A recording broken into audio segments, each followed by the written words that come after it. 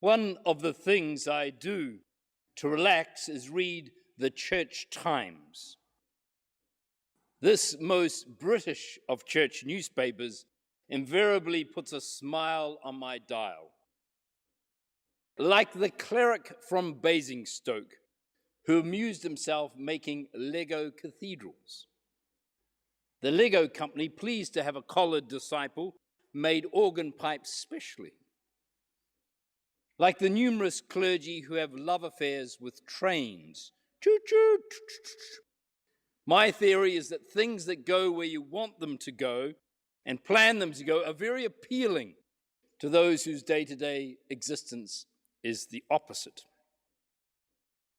And then on page 7, there is the cleric priest of Dalton-in-Furness had created a 5-foot-long rhinoceros using wood and carpet rolls. He intended it to be a mold for future models that would be displayed around the town. I was told by someone who knows Dalton-in-Furness that would be a good thing. Why, though, rhinos in Dalton-in-Furness? The explanation must surely be a spiritual lesson, or at the very least a fundraiser to repair the church roof. Yet no such justification is forthcoming. Simply the rhino defies reason. And that is the point. There is no reason. Attracting people to church, feeding the poor, or changing the world does not motivate the rhino's creator. He made it just because he made it. What I enjoy about this story is visualizing the priest, Alan Mitchell, working away in his vicarage parlor on something totally disconnected from normal church life. There he crafts a horny statue that seemingly has no point. One of the wise little sayings about the Anglican Church is that, at its best, it tries not to be a club for the like-minded, but a symbol that all can and do belong. And Reverend Mitchell is such a symbol. His countercultural love of rhinoceros, making them and seeing no conflict between this and his priestly vocation, is a wonderful reminder that in the ecology of God, there is room for us all. Sometimes the Kiwi Christianity in which I'm immersed frightens me. Leadership is hailed and hallowed as professional, educated, pastorally competent, and hard-working. These are values that silently predominate even as we preach a gospel of inclusion. Where is there room for the oddball, the maverick, and the rhino lover? Eccentricity needs to be valued, otherwise we might lose it. Mind you, eccentricity is hard work.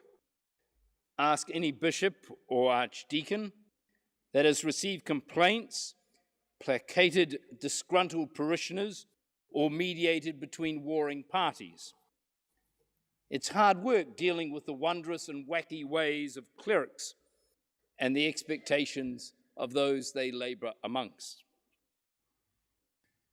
Similarly, there are parishes, not this one of course, that seem to specialize in attracting the strange and the bizarre among their clientele.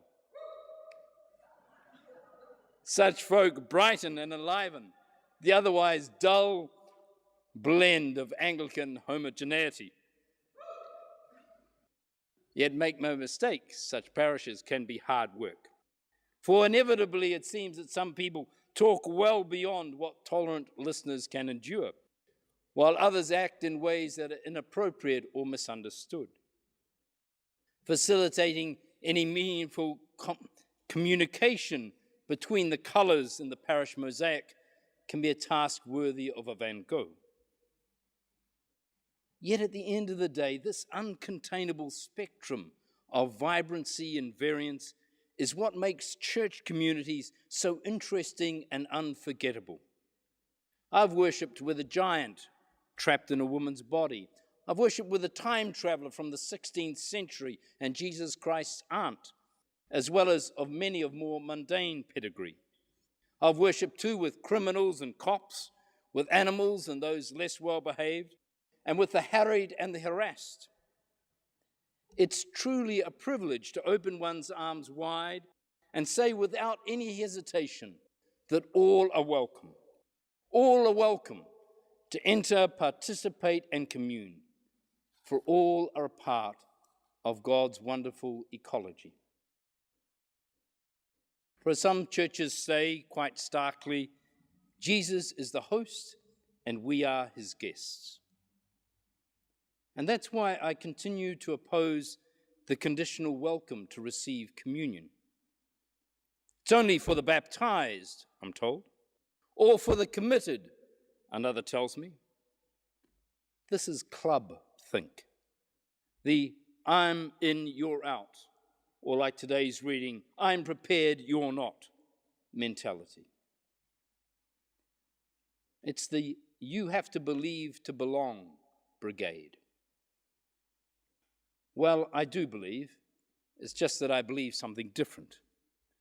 I believe that God's love is not restricted to those we think are acceptable. I believe that the love called God does not share our fears, our fear of difference that wants to judge and to separate and create stories like the wise and foolish bridesmaids. I believe that God's love is so broad that there are no boundaries, no conditions.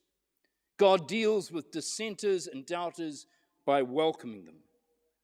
God welcomes the Lego makers, the train enthusiasts, the rhino crafters, and the time travelers. And I find this immensely encouraging and hopeful. For it means even when I'm honest and acknowledge all my foibles and failings, all my beliefs or lack of them, God welcomes even me.